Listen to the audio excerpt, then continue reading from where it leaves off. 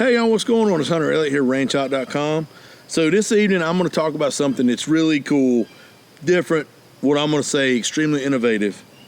This is the Kel-Tec R50 Defender, little SBR, chambered in 5.7x2.8 or FN57. Now, if you've made it this far, I'm going to please encourage you to subscribe. You know, we are a gun channel and we're a little bit behind the curve on algorithms. So please consider, if you haven't already, subscribing to my channel. And if you like the video so far and you're going to continue, you know, give me a thumbs up, give me a comment. All that helps the algorithm. I really appreciate that. The 50 round P90 magazine is empty. And I've worked the charging handle back and forth, so I've ensured the chamber is empty as well. However, it is still pointed downrange in a safe direction, so we know this little SBR is safe to talk about. Now, let's talk about this crazy thing. It is chambered in the FN57, 5.7x2.8, and it does use the P90 mags, which are 50 round magazines. So Kel-Tec ships this with 2 mags, so you got 100 rounds of ammo readily available, loaded in 2 magazines that fit neatly within the gun. To access the magazine, you've got a lever here, lever. I'm gonna get a ruling from my producer there, Candy. Is it lever or lever? Lever. She says lever, so I'm gonna call it lever. So this lever here, and it is directly below, you've got a sling swivel QD mount here. So if you want to QD a sling, just push that down to the rear, and the whole, what I'm gonna call upper, just kind of opens up, and your magazine is right here. And then to change it out, it literally just sits right there. You slap it down and she's good to go. Charge it just like you would an AR-15 with an AR-15 style charging handle, and she's hot. The buttstock, a few people complained that it wasn't the most comfortable type buttstock in the world, which I can get, but understand that there is negligible recoil. So this is more of, you know, just for stability.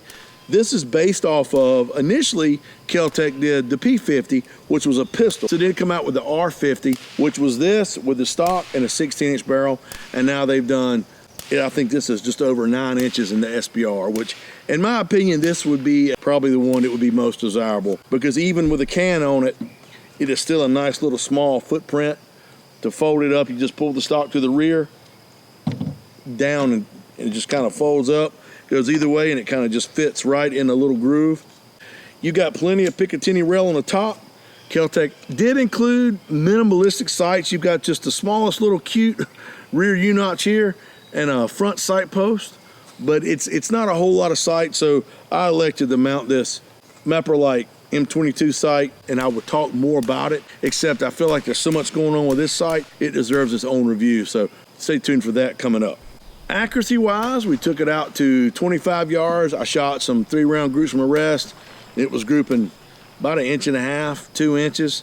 The 5.7x2.8 is a obnoxious little cartridge, so I would recommend, if you're gonna run this, I would want to suppress it. Now, we started out, it comes from Kel-Tec with an A2 birdcage flash hider that's 1/2x28 threaded on, and we ran the Liberty Suppressor Centurion for a little while, and that was fine, but I put the birdcage back on, and this is the B&T Rotex 10, and it, if you don't remember the review I did for this, it QDs to a birdcage.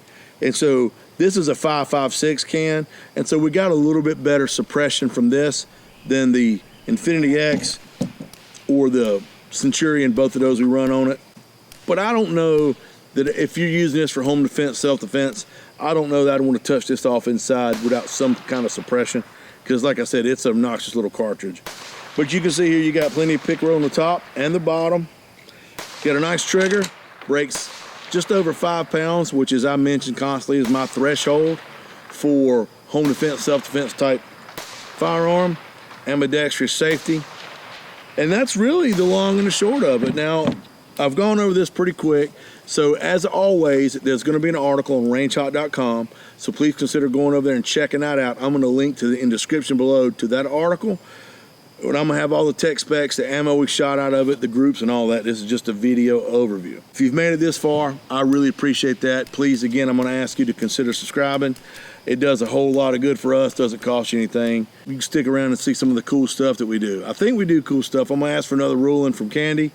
I'm getting a thumbs up. We do some cool stuff. So stick around. I'm getting a thumb sideways. I don't know what that means, but anyway, I feel like we do some cool stuff. So stick around, check us out, keep in touch. Y'all, I want you to take care of yourselves and each other. Look forward to seeing you at the range.